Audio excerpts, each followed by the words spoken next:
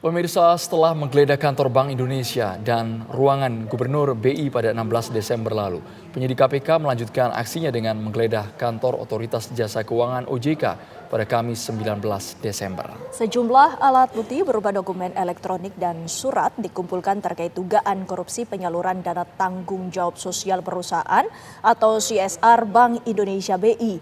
Meski demikian, belum ada tersangka yang ditetapkan dalam kasus ini. Mengapa bisa demikian? Selain itu, apa saja yang disasar KPK dalam penggeledahan seperti ini? Untuk membahasnya telah bergabung bersama kami mantan Wakil Ketua KPK Saud Situmorang. Assalamualaikum, selamat petang Pak Saud. Halo, selamat petang. Gimana, Mbak? Pak Saud, kami ingin mengetahui mengapa belum ada tersangka yang ditetapkan dalam kasus ini. Ya, itu mungkin taktiknya mereka, strategi mereka yang which is itu mungkin ada style yang berbeda dibandingkan sebelumnya. Tetapi basically sebenarnya ketika Anda mulai penyelidikan sebenarnya orangnya sudah inklusif atau eksklusif ada disebut di situ. Nggak mungkin juga kita menggeledah ruangan orang, kemudian kita menggeledah apa dong di ruangan itu gitu ya. Jadi sebenarnya itu as a matter of belum diekspos saja siapa-siapa di sana. Itu strategi mungkin akan berkembang atau mereka pasti penyidik memahami yang saya pikir ya, sebagai disampaikan tadi oleh juru bicara, kita nggak bisa masuk ke pokok materinya, tetapi harus dipahami bahwa pemberantasan korupsi itu ketika Anda masuk ke penyidikan itu harus sangat transparan. Kecuali Anda masih di penyelidikan, itu nature-nya intelijen. Tapi kalau udah masuk di yang disebut sebagai penyidikan, setransparan mungkin Anda harus menunjukkan kepada publik karena pemberantasan korupsi syarat utamanya adalah transparan. Oleh sebab itu kita tunggu saja. Kenapa jadi menarik ketika kemudian OJK yang bertanggung jawab untuk kemudian mengendalikan bank atau mengatur bank, baik itu bank komersil maupun bank sentral ini, di situ kan mereka juga sudah mengatur yang disebut sebagai bagaimana CSR itu bisa diatur. Walaupun sebenarnya kalau kita mau tanya juga ngapain juga BI ngurus-ngurus CSR gitu ya. Federal Reserve itu di Amerika itu juga nggak ngurusin CSR. Oke lah mereka katakan urusannya dengan urusan literasi dan lain-lain. Tapi ini pembelajaran buat BI kan ini bukan kejadian pertama mereka akhirnya terkait dengan isu korupsi. Jadi sebaiknya BI nggak usah ngurusin CSR ya. Fokuslah ngurusin nilai tukar, moneter dan lain-lain. Jadi ini aspek lain dari sisi penindakan ini penjagaannya harus ada gitu Mbak. Bang Saud, kalau melihat BI kemudian OJK, keduanya institusi lembaga yang sangat besar sekali, apakah ini bisa dikatakan dugaan penyelewengan dananya akan melibatkan banyak oknum? Oh ya, karena kan bagaimanapun kalau apapun yang dilakukan semua perbankan kan itu OJK diberi wewenang untuk melihat pertanggungjawaban apa yang mereka lakukan. Dan seingat saya juga mereka membuat semacam surat edaran tuh bagaimana CSR itu harus dilaksanakan. Menjadi menarik perhatian kita adalah kenapa KPK kemudian secara simultan antara BI dan OJK ini untuk case yang sama asumsinya dengan person yang lima-limanya gitu ya, siapa berbuat apanya itu di mana dan seterusnya. Menjadi menarik adalah apakah ada memang keterkaitan ataupun penyalahgunaan wewenang di dua institusi ini sehingga tidak saling kontrol-mengontrol. Karena yang kita tahu di media tercermin bahwa ada penggunaan yang tidak cocok, tidak sesuai dengan peruntukannya, disebutkan begitu. Jadi ketika BI kemudian memberi CSR tidak sesuai dengan peruntukannya, kemudian OJK memahami itu tapi tidak melakukan penindakan mungkin ya, itu menjadi menarik dan kemudian penyidik perlu mendalami itu sehingga jelas siapa berbuat apa baik di BI dan di OJK-nya. Kemarin sempat juga terungkap ada beberapa di luar OJK dan BI disebut-sebut dalam kaitan legislatif. Nah itu juga sesuatu yang common terjadi di Republik ini bahwa kemudian di dalam pekerjaan pemerintahan, baik itu lembaga kemudian anggota legislatif diduga terkait dengan cawe-cawe di pendistribusian dana CSR itu, gitu Mas. Dalam perkembangannya ini, apakah seharusnya ada pemeriksaan misalnya seperti yayasan-yayasan yang diduga menjadi terlibatan dalam kasus ini, Bang Saud? Oh iya dong, itu kan yang penerima nanti akan terlihat bagaimana, kan ada kriteria waktu memberi. Kemarin dalam satu ekspos kan itu di Rut BI-nya itu mengatakan mereka memakai sistem sistem yang bagaimana mereka pakai, Pak, menyelaksanakan good corporate governance nggak gitu kan, bagaimana yang disebut sebagai upaya memberikan sesuatu sesuai dengan kriteria-kriteria yang mereka pakai, bagaimana kriterianya.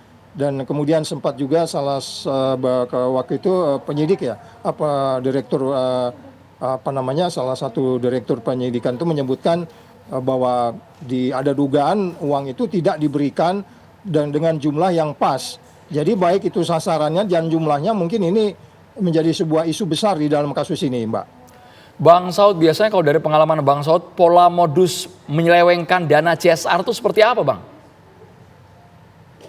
Iya, pengalaman kan harus ada karena itu kan yang uang negara ya. Kita nggak tahu nanti case-nya itu di pasal berapa, saya belum tahu tuh, pasal 2 kerugian negara, penyalahgunaan wewenang, atau nanti isunya di suap atau dan lain-lain. Tetapi yang kita pahami semua proses yang dianggap kalau kita pasal 2 pasal 3 ya itu nanti ya. Itu kan kalau dia tidak melakukan perbuatan yang dinilai melanggar hukum atau undang-undang. Undang-undang itu adalah peraturan-peraturan termasuk di dalamnya. Jadi ketika kemudian ya sudah pasti ini dapat dibayangkan ini laporan masyarakat, kemudian laporan masyarakat kemudian didalami bahwa tidak sesuai atau melewati wewenangnya atau berbuat tidak berbuat, sehingga atau kemudian tidak sesuai dengan peruntukan dan seterusnya, kemudian jumlahnya juga nggak cocok. Ini memang ada banyak masalah yang bisa kemudian kita analisis dalam kaitan kenapa dilakukan penindakan oleh KPK. Jadi sekali lagi prosesnya menjadi menarik, nanti akan terlihat dari proses itu akan terlihat apa yang dilanggar, siapa yang ambil kebijakan, kenapa itu dilanggar, siapa yang paling dominan di situ, bagaimana peranan pengendali, siapa pembuat aturan, pengambil keputusan. Karena salah satu expose dari BI kemarin kan menyebut mereka sudah melaksanakan sesuai dengan aturan, sesuai dengan ketentuan. Kalau sesuai dengan ketentuan dan aturan, berarti mungkin tidak lagi di pasal 2 atau pasal 3, mereka tidak melakukan menyelewengkan jabatannya, tentu di kasus yang lain. Jadi ini menarik untuk kemudian dikembangkan. Apakah itu menjadi penyebab kemudian mereka belum bisa menentukan siapa yang terkait di situ? Saya pikir itu hanya penyidik. Tetapi ketika penyidikan itu mulai dilakukan, tentu itu kan sasarannya orang. Kita bukan mau geledah ada uang yang hilang di laci gitu ya. Kemudian kita mau lihat berapa lagi uang di laci, enggak. Kita melihat siapa berbuat apa di sini. Jadi siapanya sebenarnya sudah jelas, tapi memang belum diekspos gitu. Bang Saud, apakah langkah KPK ini juga menjadi peringatan bagi lembaga-lembaga lainnya tentang korupsi, Bang Saud?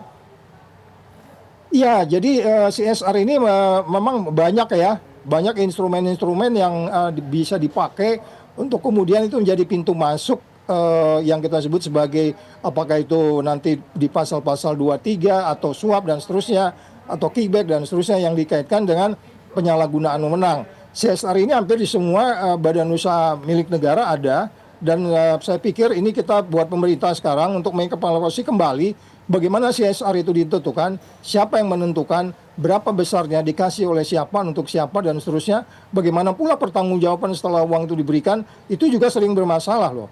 Ketika uang itu diberi, kadang ya tanggung jawab mereka sudah selesai, kemudian bagaimana itu outcome, impact-nya terhadap CSR itu, kita belum pernah masuk ke detail-detail itu. Jadi artinya itu kan penting, uang yang diberikan itu membawa dampak nggak? Outputnya apa? Membawa impact nggak terhadap masyarakat? Kalau kita katakan itu umpamanya, kalau ingin memberikannya itu isu-isu lingkungan, pertanian, pendidikan, literasi, dan seterusnya. Jadi pertanyaan tadi adalah, ini pembelajaran untuk kemudian kita paham betul BI yang sangat ketat ya.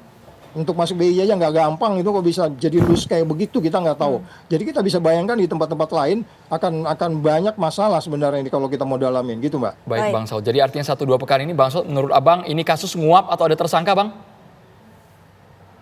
Oh ya, nanti kita lihat saja.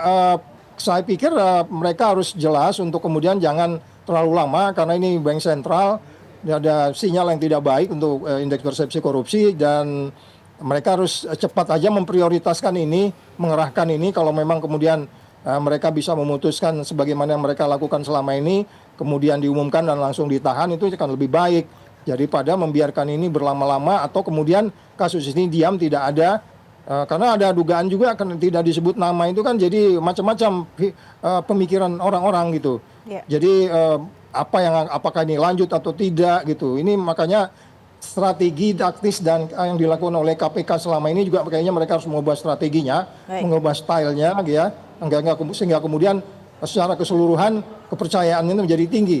Teman-teman di beberapa media kan sering bertanya ini bagaimana gitu. Ini kan saya bilang bagian dari membangun kepercayaan. Oleh sebab itu KPK dengan pimpinan baru harus mengubah gaya mereka untuk kemudian setiap langkah penyidikan itu jangan menimbulkan kecurigaan. Itu penting gitu, Mas. Baik, terima kasih Bang Saud Situborang atas waktunya bersama kami di Kabar Petang. Selamat sore.